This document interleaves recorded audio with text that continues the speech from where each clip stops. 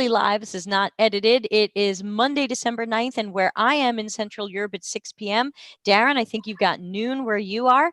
And we have, of course, one of our usual very special guests who I know will be back, the always lovely and talented Darren Hood, and I'll let him introduce himself. But first, I don't have a sponsor, so Delta CX Podcast is brought to you by my book, Delta CX. Buy it, read it, all of it, not just some of it. Okay, that's my plug. I have no sponsorships. Nobody sponsors me. You know, I wear conference swag. Thank you, Agile Alliance, for the free sweatshirt.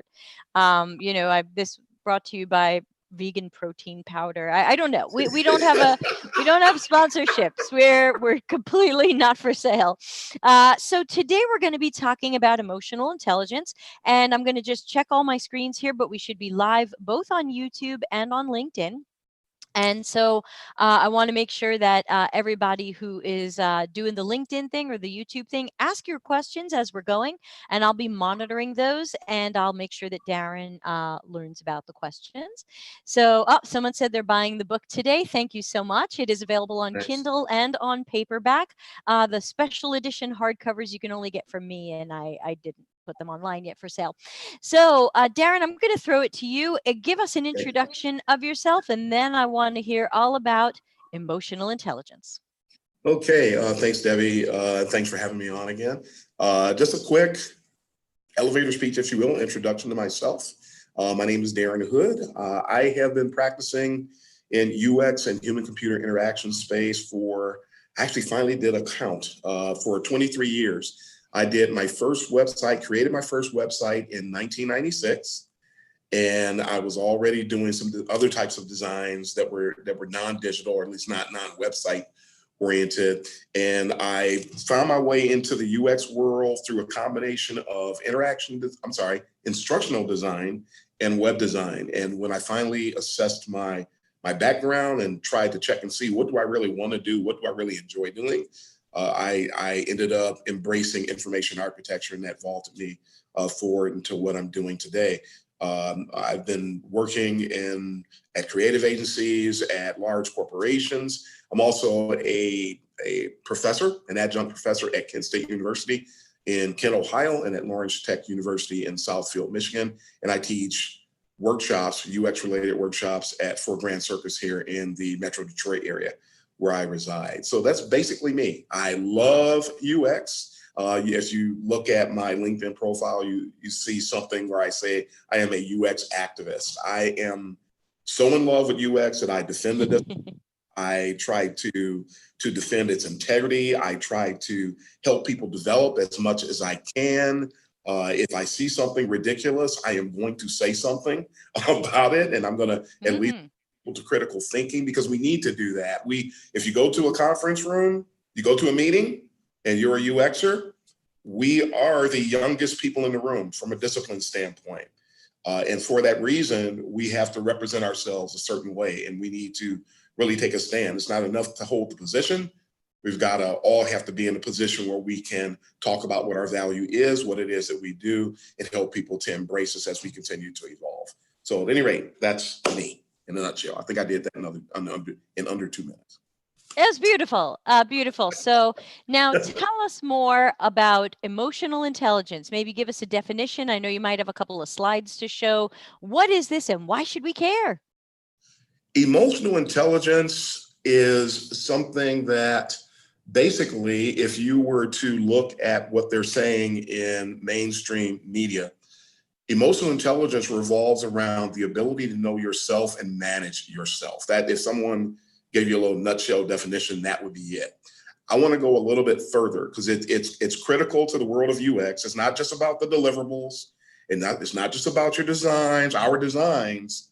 It's about the ability to represent them properly and communicate about them properly, and to manage ourselves in the midst of the undulations that we go through in the work world. Emotional intelligence helps us accomplish all those things. It's the glue between the designs we do and the ability to present them properly to stakeholders and to C-level people, to interact with people, to have a seat at the table with leadership and be able to communicate from a leadership perspective. It takes emotional intelligence to accomplish that. And those soft skills, which some people would refer to them as, they get forgotten quite a bit. So I gave you the nutshell definition. I'm going to read you 5 things that Adele Lynn, one of my favorite writers about emotional intelligence, said. She defines it as, she gives an overview. She says it's self-awareness and self-control, the ability to fully understand yourself and to use that information to manage your emotions productively. That's one. Empathy, and a lot of people would think that is empathy, and Debbie and I were talking about that right before we went live. Empathy is the ability to understand the perspectives of others. A lot of people misdefine that. Never underestimate the power of being empathetic. Number 3, social expertness. This is where you start to separate the players from the imposters. The social expertness is the ability to build genuine relationships and bonds and to express caring, concern, and conflict in healthy ways, not just voicing your opinion, but doing it in a way where people can entreat it properly. Number 4 of 5, personal influence. Yes, this is a part of emotional intelligence. The ability to positively lead and inspire others, as well as one's self. That brings that leadership component. And then number 5, the mastery of purpose and vision at work. The ability to bring authenticity to one's life and live out one's intentions and values.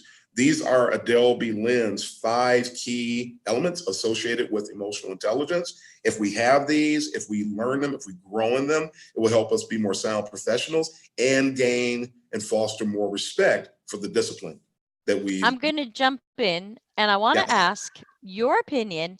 Which of these do you feel like is maybe a natural born talent or personality trait versus which of these do you feel like we can expand later? Because sometimes I feel like, ooh, I don't know how much you can expand certain of these things. What's your take? I venture to say that, this one is tough. I would venture to say that of these 5, social expertness is the one that people have. It's more innate. Okay. And when I say that, if you watch babies, and I do, I love studying people. Ethnography is a hobby and it's my job. So I watch people no matter how old they are, no matter what color they are, no matter what their background is. And babies are the ones, and everybody talks about it. Babies, really, they're always themselves. They have no problem being honest with you. Babies interact with anybody. It doesn't matter who it is. And that social expertness is something that might be innate. People learn things that detract from that social expertness or tweak it or cause it to become biased over time. But generally, or generally speaking, that's where we start. The question is what's going to happen to us over X number of years that shapes that. But even that, if we're disciplined enough, and the other 4 that I mentioned, we can develop in all of these. That's the beautiful thing. IQ, we can grow in IQ. EQ, or emotional quotient, emotional intelligence, we can develop that too. We just have to be courageous to do it. We're very quick to develop from an IQ perspective. We need to also be willing to be very quick to develop from an EQ perspective. And then when we think about developing EQ, what are some ways where we can grow and develop? Is this the kind of thing you read books about, take courses in? How does one develop in this area? I think books are a great start, but I'll go one step further on that. There is a great quiz, and I can provide the link later if anyone wants to, if you're feeling adventurous today. If you go look up Mind Tools EQ, just Google it, search it for Mind Tools EQ. They have a very basic and a very quick evaluation of emotional intelligence, because in order to grow in anything, we first need to know where we are today. What's my current state? And so by taking this quick, roughly a 15-minute test, you can see where. I think I found it. Mind Tools, how emotionally intelligent are you? Boosting your people's skills. That's the one. And so when I'll paste that in. Perfect. If you know where you are, now you know what you can do. Okay, where are the areas that I need to maintain? And what areas do I need to focus on? And then in addition to that, you can prioritize what those areas are. So beyond that test, taking that little quiz and seeing where you are, I'll recommend 5 books. Books are a great way. You've got tons of videos on YouTube. about emotional intelligence. And I have 5 favorite authors. Of course, Adele Lynn. I love Adele Lynn stuff because I think that her models and her concepts, her philosophies around emotional intelligence are very easy to adapt to. They're very easy to take and put into practice, very realistic, very practical. So Adele Lynn, I've got a list of books here. Daniel Goleman, Goleman. He wrote a book called Working with Emotional Intelligence. Fantastic resource, great book. Of course, we'd be remiss if we didn't mention Travis Bradberry, who I recommend following on LinkedIn. You can follow Travis Bradberry on LinkedIn and you just constantly get a great download on emotional intelligence. He wrote the book entitled Emotional Intelligence 2.0. So it's a pretty good book and there's some great resources available with that. Having trouble reading this one, Gene Segal, The Language of Emotional Intelligence. This is a fantastic book. And Kevin Moore wrote a book called Emotional Intelligence. All of these books, I'm big on buying books on Kindles. That way I can take my library with me everywhere I go. I recommend all 5 of these books. Oh, and I mentioned Adele Lynn. I didn't mention her book. Her book is entitled The EQ Difference. And again, a lot of you will probably feel like me. What she wrote and the way she presented it is extremely practical. She's one of my favorites, if not my favorite. And Bradberry is one of my favorites as well. So those 2 books I will tap into on a regular basis. Then there's one offshoot. If anybody out there, Debbie, do you know about Patrick Lencioni? Does that name sound familiar to you? No? Patrick? I don't think so. No offense to him. He wrote the book. There's a series of books, but he wrote the 2 that stand out that I'll bring up now for the purposes of this discussion are The 5 Dysfunctions of a Team. Actually 3. Okay. Dysfunctions of a Team. Then he wrote Overcoming the 5 Dysfunctions of a Team. And then he also wrote a book called Death by Meeting, which I think just the title alone will make people go and buy it. I think I've heard the titles, but I didn't know the author name. Those are great. Lots of great recommendations there. I'm going to interrupt you a moment. We have our first question in the live chat. And Sure. Diego Adams asks, and asked it twice, how do you apply emotional intelligence while designing? Let's see. Well, one way you do it is with empathy. And there's some, that question actually makes me think about some other traits that I was going to mention. Another way is by putting yourselves, the common way that everybody hears it, put yourselves in the shoes, not only of the user, but also of the stakeholder. Sometimes people fight against UX efforts and they will tell you a lot of times that all you care about is the users. No, we care about the users. We care about the business, the old famous Venn diagram with the business needs, the user needs, and then the constraints, and then the sweet spot. So we care about the business needs, but we need stakeholders to inform us about those business needs. So that empathy needs to take everything into consideration. Another way that you can apply emotional intelligence, and this is a skill I'm going to mention later that wasn't in the list of the 5, it involves, and let me bring it up here. I'm going to make sure that I don't say it incorrectly. Actually, it'd be easier if I do it over here. It has to do with neutrality. I actually just remembered neutrality. There's a lot of talk about bias. I am firmly of the belief that while there is a tendency to be biased, and there are so many different types of bias, it's practically impossible to not be biased. However, if you are aware of bias, you can manage it. Right. You can, and so neutrality is one of the elements, and I'll list these. Hopefully I'll have time to do it before we're done here today. There are I have a whole list that I've developed of non-standard, if you will, emotional intelligence traits, and neutrality is one of them. The ability to be neutral.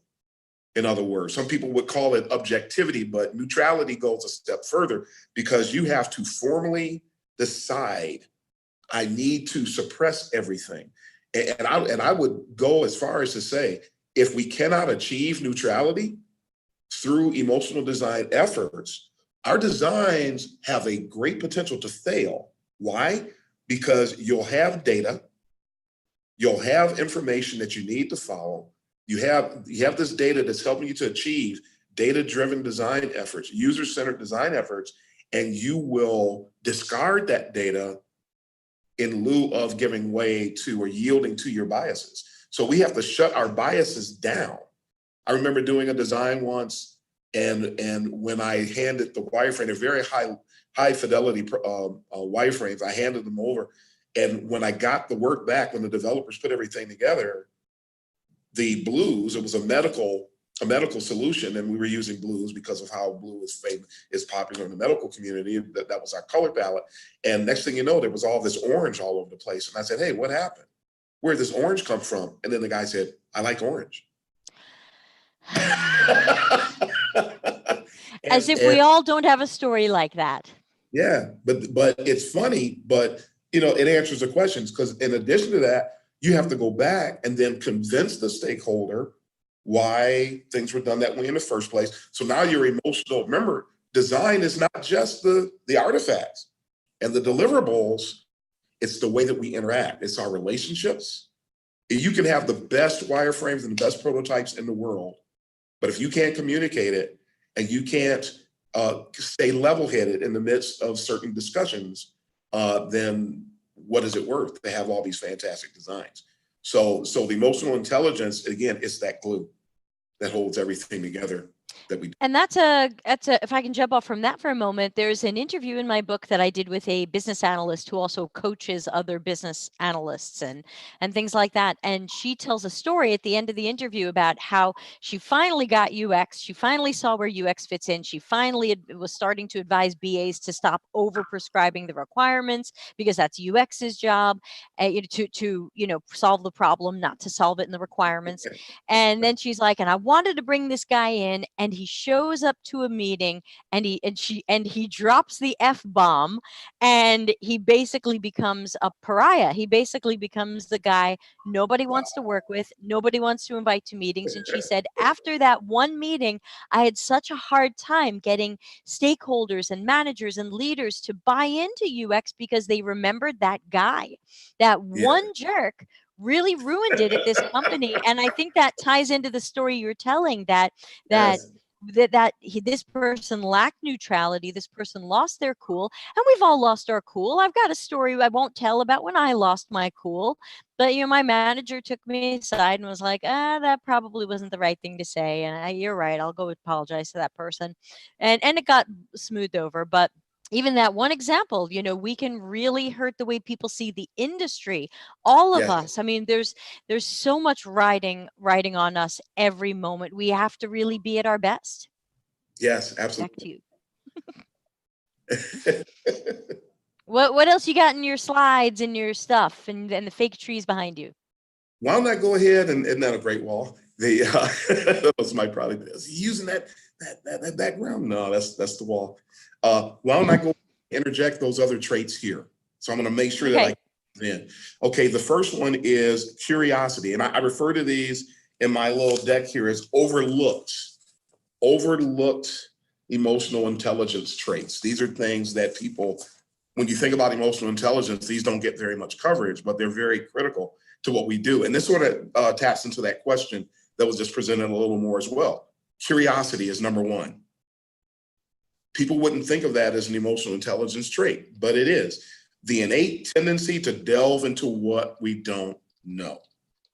And another aspect, if I could build on curiosity, sometimes we know, but are you willing to dismiss or forget what you know for the sake of doing further evaluation or of exploring further because of the potential of finding out something else? You might know a particular topic very well, but who's to say you're not going to discover something else? So it takes emotional intelligence to suppress our knowledge level for the sake of doing exploration and potentially innovating, finding out something else new.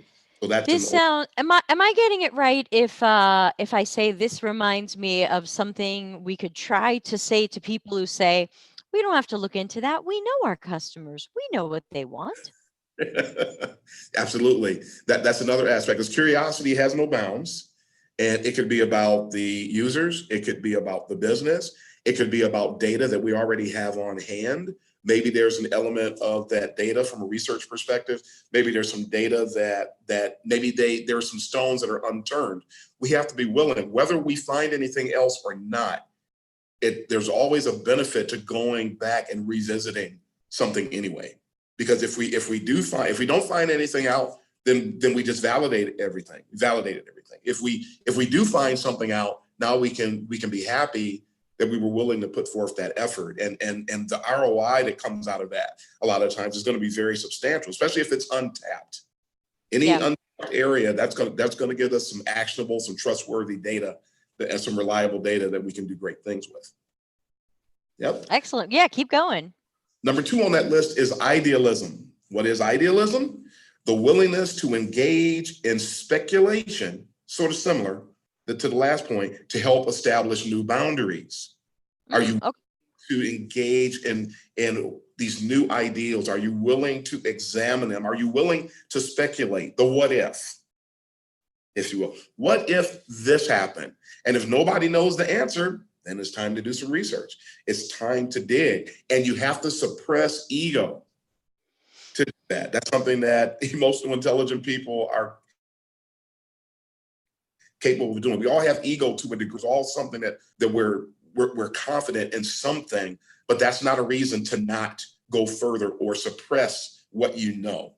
And I say don't let confidence slip into arrogance.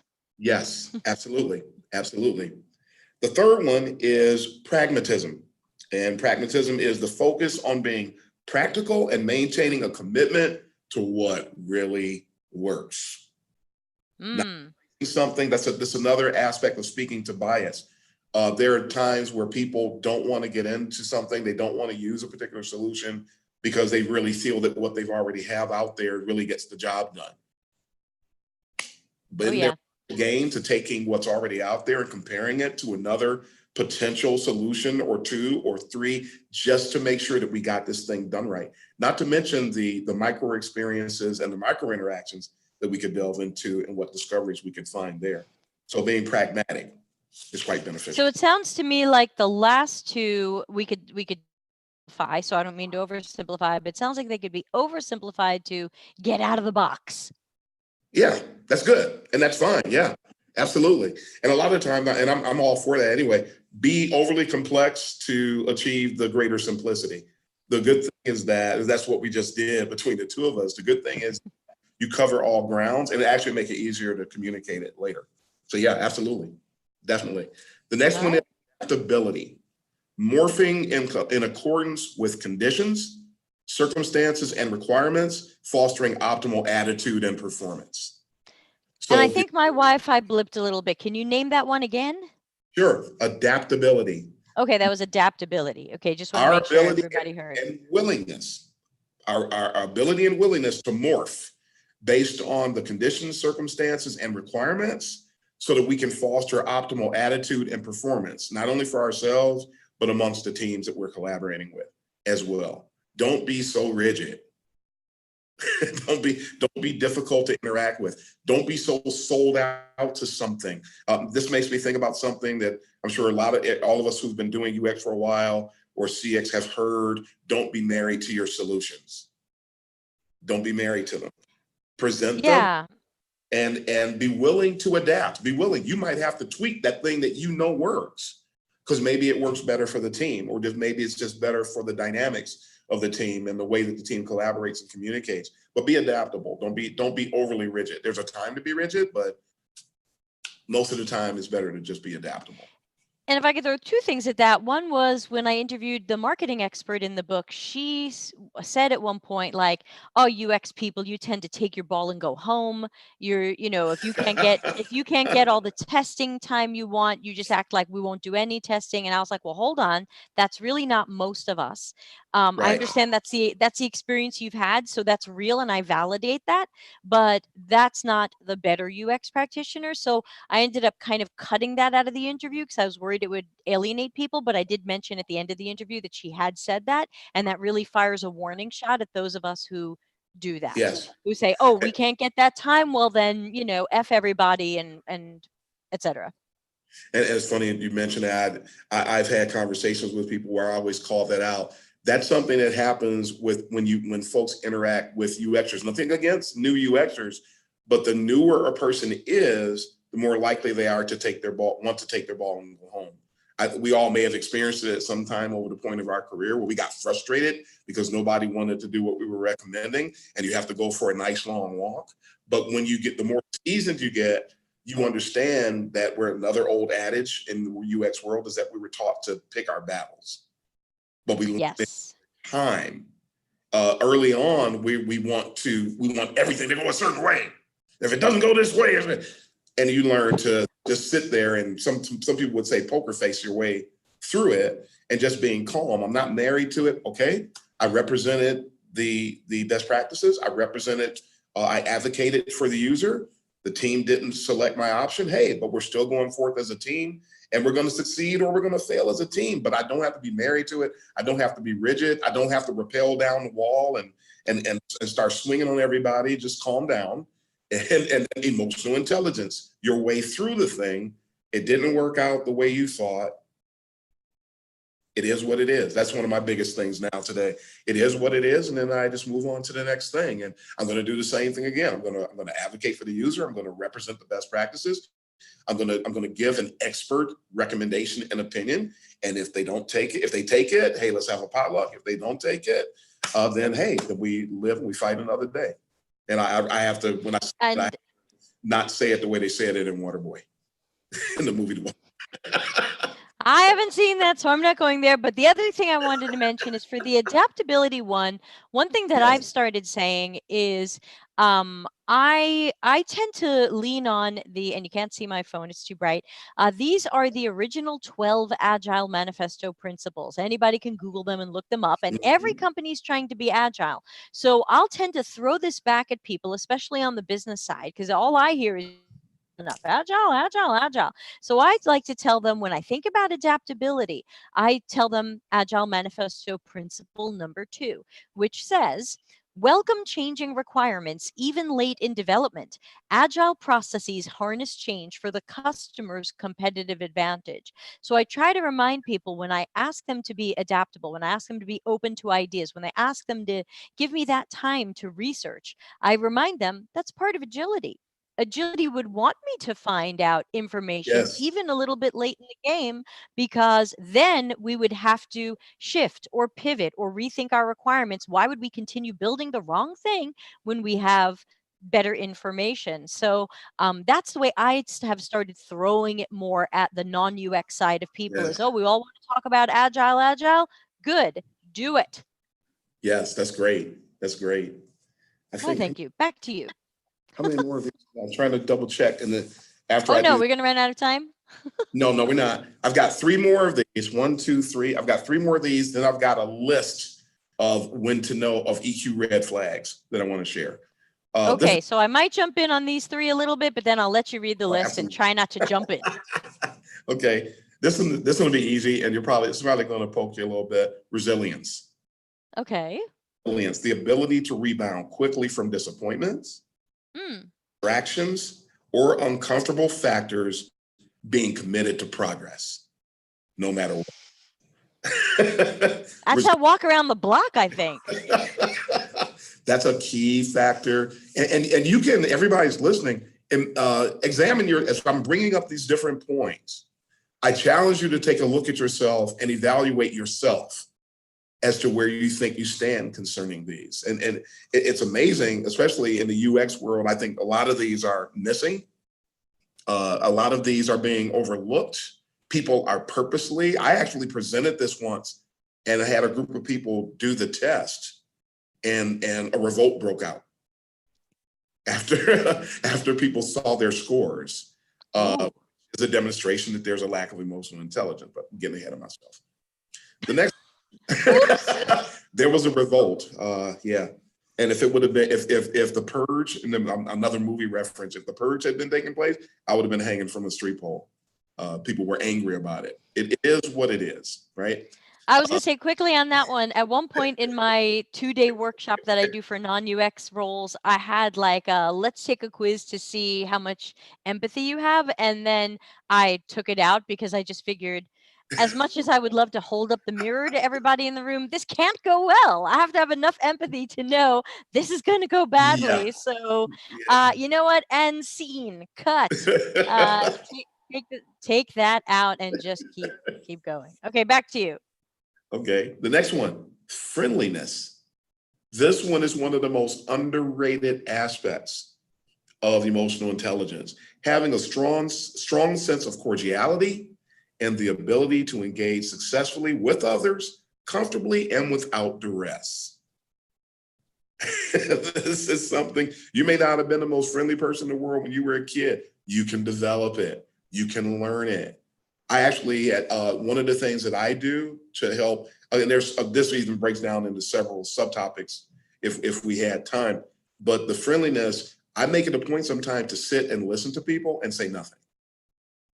Purposely, to further develop my own listening skills and active listening skills, not just hearing them, but hearing them here, actually taking it in, asking questions to make sure I'm understanding them properly, making it a point to take the things that a person's presenting that's important to them and making sure I'm understanding it from their perspective. You can see that as an empathetic exercise as well. But that's it develops the friendliness, I believe, to a great extent, because I want to know what's important to you.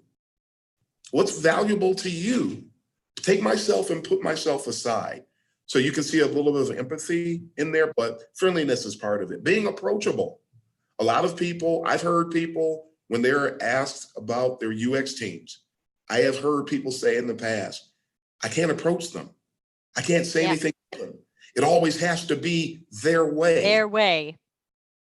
That's a lack of friendliness. That's a lack of approachability. And because of that lack of EQ, the discipline is hurt, not only in that organization, but when that person leaves and goes to another organization, they're going to automatically see that UX person as being that person that they encountered at the other company. And now you're going to have a hard time trying to drive UX maturity in that organization, not because there was a problem with the wireframes, not because there was a problem with the prototypes, not because there was a problem with the experience maps or with the personas or the research, because they just have issues that they have to get over when it comes to interacting with the UX folks. So friendliness is probably the most underrated in this group. We already talked about neutrality, so I will skip that one. Actually, I didn't give the definition though. Having a maturity level that's void of bias and or the ability to suppress bias, preconceived notions, and preferences. That is, neutrality is absolutely huge. Tell me when you're done with this list, because we did get a question. So before you read the other list of red flags, I want to get in some questions from the group. And I miscounted, so last two. Okay. These quickly. Perception, a strong sense of awareness, sensitivity, and the ability to comprehend the states and factors associated with people or things. The ability to So reading people around you. Yes, reading people, reading body language, reading those physical expressions, reading the tone in someone's voice, sometimes the choice of words. And this will take a while to develop it, but if you put it on your radar, it's something I take a great pride in trying to do, making sure that I'm good at doing it. I want to anticipate what's going on, which is a big part of what we do from a UX perspective. Are people displeased with something? Are they becoming bored with something? Is something challenging to them? That's the reason why, say when you're doing research, the ability, if you're doing remote usability testing, for example, and you can see the person's face, it's the ability to perceive what's going on that helps drive additional value, things that you're not going to hear recorded when they're thinking out loud. We have to be able to see those things, perceive those things. So, and then take that away from the remote usability testing and just bring it into your standard interactions with people. And it's worth its weight in gold. And the last one is arbitration, the ability to accurately identify priorities and negotiate viably mutual agreements for users and for the business. Our ability to negotiate. Compromise. Yes. Yeah. A lot of times that's it. Compromise in a profitable compromise is going to be something that's part of the arbitration element. And it is part of it's an EQ set that is dependent upon a lot of those other things that we mentioned. If someone's not suppressing their bias, they're going to have a hard time arbitrating. If you're not friendly, you're going to have a hard time arbitrating. So you can see some of the dependencies and the interlocking nature of some of these things that I mentioned. For sure. To the question. We got 2 questions in the room. First one is there somewhere to see this presentation or get this list from you?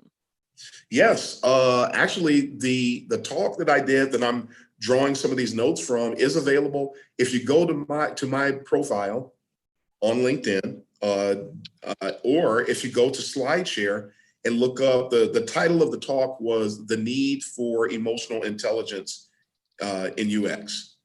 And so if you look, or just look up emotional intelligence, Darren Hood, and the talk will pop up, and you can get the entire talk. You should be able to, if you go to that talk, we were talking about the link earlier, which I believe Debbie has already posted in YouTube. If you go to the page that talks about mind tools and you click it, that will take you out to the test as well, so that you can see all these things. Of course, there's a lot more here than what we're talking about today. I'm focusing solely on the elements associated with emotional intelligence, but you can get the entire talk. All right. Now I've got another question, and I've got an answer to it, and I'm going to let you have an answer to it. Sure. Udit says, sometimes business goals don't match with the idea or suggestion of UX designers. What should we do? You want to go first?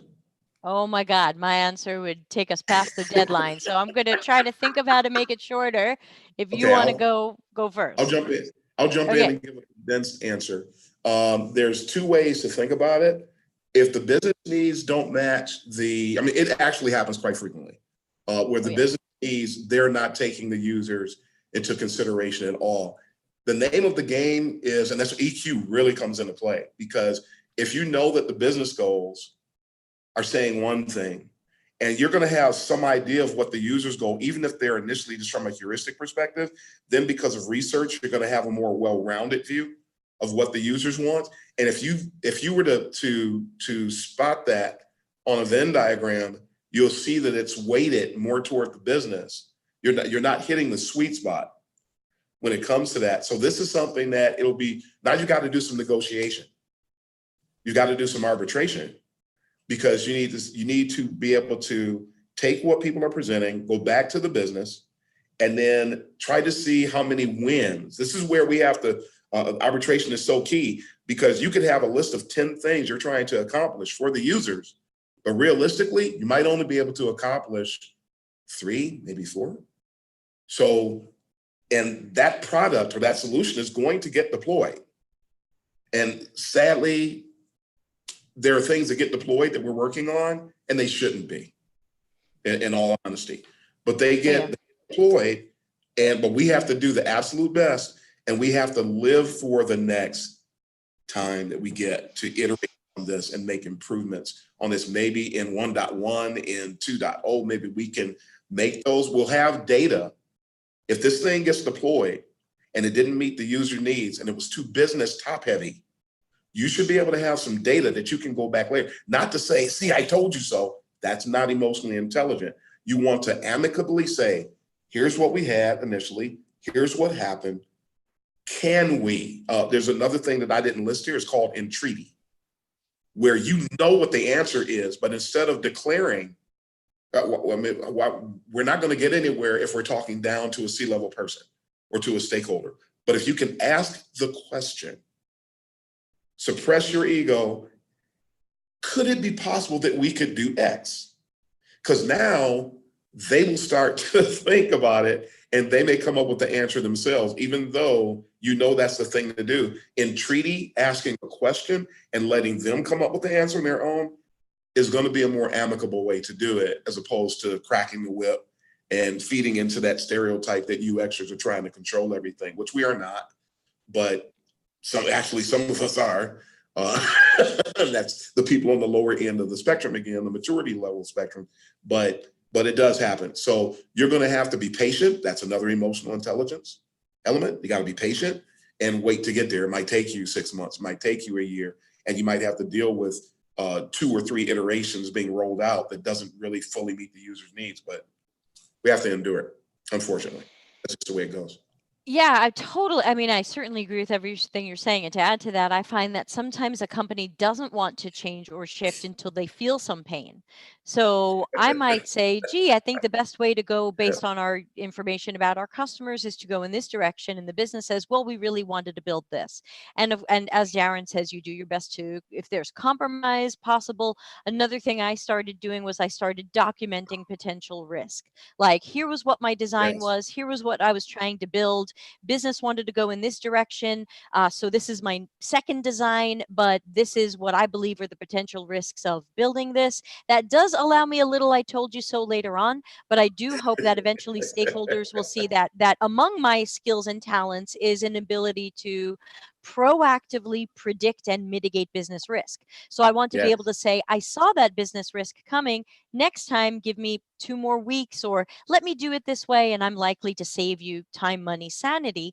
So, so it is about that compromise. Again, I'm also kind of waving some agile principles around sometimes and saying, well, what happened to and gather feedback? We're supposed to be gathering feedback. We're supposed to Mhm. be fast Yep. feedback and iterating. We're supposed to be blah, blah, blah. And I'll invoke a lot of stuff that's in agile, because right now agile is God and we want to do all the things that are agile. And so if I can find pieces from agile that say, we're supposed to gather feedback. We're supposed to measure customer satisfaction. We're supposed to change the requirements if we're not going in the right direction. So the example that I tend to give is, sometimes this is the business goals and this is the customer needs. And the Venn diagram is not very happy. They're not overlapping. And then what Right. happens is people find a way to blame me for that. And they say, Debbie, you're not making stakeholders happy enough. You're trying to give the customer this, stakeholders want this. You have to try harder to make stakeholders happy. And I think that's an accidental distraction tool, because the real question is, why don't they look like this? Yeah. Why isn't there an overlap, a significant overlap between what our customers want and what we want to create for them? And so I'm trying to remind people that there is definitely a breakdown there, and sometimes it's at the business goals level, but I also remind people sometimes it's at the requirements level. Sometimes the business goals and the customer goals do overlap. We're the business, we want to sell people crap. We're the customer, I'm here to buy crap. Well, good news, this is aligned. But when sometimes it's BAs, sometimes it's product people, when they come in and write requirements, really overwrite requirements or overwrite user stories, so that the requirement says it's going to be this big by this big, it's going to have a blue button that does this, and then this slides in and this does this, then you're just turning me into the person who sketches what the requirement said, and that's where these come apart. So I believe that there are times where the business goals really do overlap the customer's needs, but thrown into the hands of somebody who is too focused on the business or believes it's their job to come out with the execution of the ideas and not Yeah. leave that to us, that's when that starts separating. So normally I'm trying to push for the BAs to kind of stay on their turf a little bit better, or to collaborate with me more, so that there's more of the customer's voice in the requirements and less Mhm. prescription. So it's definitely something that can take a while to change. As Darren said, it can be frustrating. It's something all of us deal with. But I no longer try to fall for the whole Debbie's not making stakeholders happy thing, because I say, well, guess what? In the end, the customers have to be happy. If the customers aren't happy, we don't have jobs. And so stakeholders are second on my list to make happy, because I've got to make the customer happy, Yeah. or we're all out of here. So thank you so much. Oh, we have some lovely, by the way, compliments in the LinkedIn. People are enjoying this a lot. So I don't want to stop you from continuing with what you have in your slides. So I think next was a list of emotional intelligence red flags that I'll try to not interrupt. And you know what? I'm going to see if I can present this. This will be probably better for everybody. So Yeah, you can do the screen share. They don't have to look at my silly face. let me. All right. Can everybody see this okay? Yeah, we do. I do. Okay. And let me go into full screen mode. And this is the talk that I was talking about, everybody. And I'm going Okay. to pretty fast here to get to the list. Here it is. All right. Red flags. EQ red flags. If you have any of these, time to be tough. You might be a redneck. No. It is an EQ red flag. If you see it in yourself, then just get to work on it. No big deal. We're grown-ups, right? Let's get to work on it. If you see it, get rid of it. If you see lint on your sleeve, you throw it out. If you see something on your nose, you get rid of it. It's the same thing. If you see this, get rid of it. If you see it in somebody else, give them the opportunity to develop as well. If you're a manager and you see somebody with one of these red flags and you have someone that reports to you, they have an issue, it's your job to help that person develop. So I want to make sure that we have a proper mindset before these as I go through them. Don't throw the baby out with the bathwater. Let's change the water, so to speak, or let's just get the baby straightened out. So number one, hypercritical. Anytime we are overly critical, and please note, it's good to be critical. It's good to criticize things. It's good to critique things, but don't overdo it. And don't come up with things just for the sake of coming up with things. You want to be constructively critical. I always heard people all down the years, you got to take constructive criticism. And one day I thought, if there's constructive criticism, that means there's also destructive criticism. Yeah.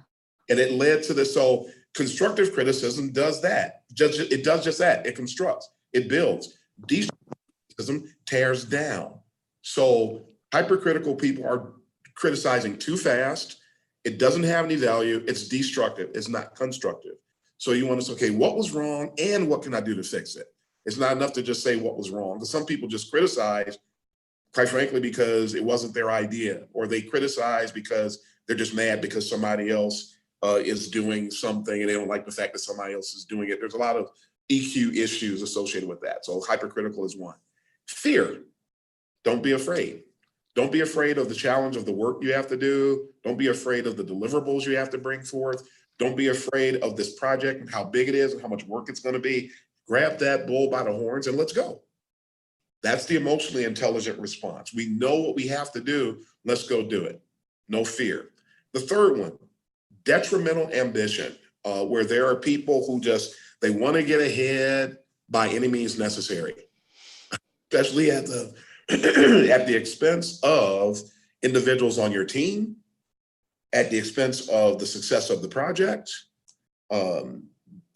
You're ambitious? Good. You should want to be. You want a house on top of the hill? Fine. Work for it. But don't have the pathway to your house on the hill paved with the blood of people you used to work with. the people who cause the hostile work environments, the people who bring the toxicity to the conference table, that needs to go. Detrimental ambition is not good for anybody, and it's even going to backfire on the person who gets ahead in the long run. Denial. If someone presents a point, if they're critiquing your design, if they bring something to you, if they call out something in a particular scenario that needs to be resolved, and it sort of maybe rubs you the wrong way, or you're tempted to take it personally, don't be in denial. If what the person said is true, if it's applicable, if it's beneficial, embrace it. It might even hurt while you're embracing it, but embrace it, because in the long run, you're going to be able to get rid of your waste. You're going to be able to get rid of things that are counterproductive, and you're going to be able to accomplish more and be better for it as an individual. Deflection. I'm sure we've all had situations where you brought something to someone, or someone has brought something up to you, and instead of responding to what was said, they bring up something else that's a counter statement. Or I know you are, but what am I? Yeah, basically. And so don't deflect. When a topic is put on the table, let's finish dealing with the topic at hand. The topic that you're bringing up in deflection might even be valid, but let's finish the other topic first. So don't deflect. Stubbornness, the old pigheadedness, the unwillingness to move, the unwillingness to consider what someone else is bringing to the table, the unwillingness to embrace another factor or set of ideas. Let's not be stubborn. Let's be adaptable, as mentioned earlier. Let's be in a position where we're willing to consider ideas and even perform objective research and evaluation. Objectivity is a key part of that. Let's stubbornness. Let's get it out of here. Trolling. This is something that's a little different because it's something that I see on social media or not. And some of you who are on there here, and Debbie has seen it on my part before, where I turn off comments when I post to LinkedIn. And it's because I have found an extremely high volume of people who engage in trolling. They don't like what you say, so they sort of follow you around on social media, just looking for opportunities to bring up counterpoints. And people will not only do that in social media, but they'll do it in the conference room. They'll do it when they see the projects that you're working on. They will troll your projects. I've had that done to me over the course of my career. Trolling, following somebody around to create problems for them. Don't you have a job to do? Mm-hmm. Don't you have something you need to accomplish, something that requires your expertise? Let's be about our own business. Don't be a troll, whether it's social media or if it's across the conference room table. Here's another one. I bring it up a lot. I brought it up today, talking to somebody on LinkedIn about something. Inferiority, feelings of inferiority. Some people would call it an inferiority complex. When you see what someone else brings to the table, especially when they're on your team, embrace it. Don't, this person has a degree. I don't have a degree. I actually got chewed out once, Debbie. I don't know if I ever told you the story. I was supposed to introduce myself at a conference, at a company conference for a company I worked for in the past.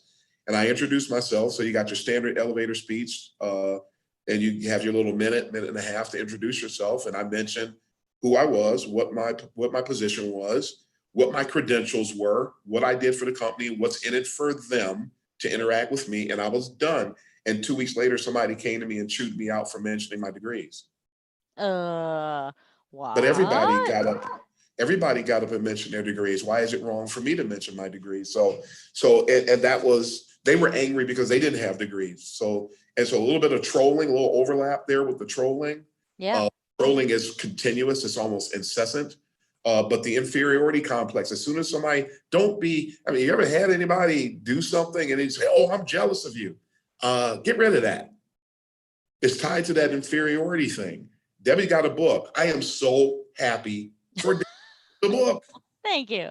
Debbie gets a new house. I'm so happy. I don't have a new house. I'm just throwing that one out there. Don't make up stuff about me. I don't need you trolling me with this fake stuff. Fake news. Hashtag fake news.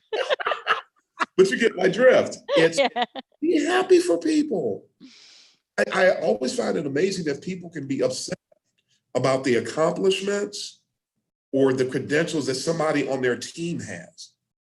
Why in the world would you be upset about what somebody on your team has? But I've seen it so much and so often. Don't get, if you have an inferiority complex pops up, if you're upset because of the degree they have, then go get another one. But don't have an issue because they saw fit to invest. You're upset that they don't have that they have the degree. I'm sure you're not upset that they have the student loans. So that's another aspect to consider. And the last one is incivility. And this one is near and dear to my heart because I see it way too often in the UX world where there's a lot of incivility on teams. There's a lot of incivility between folks interacting at conferences.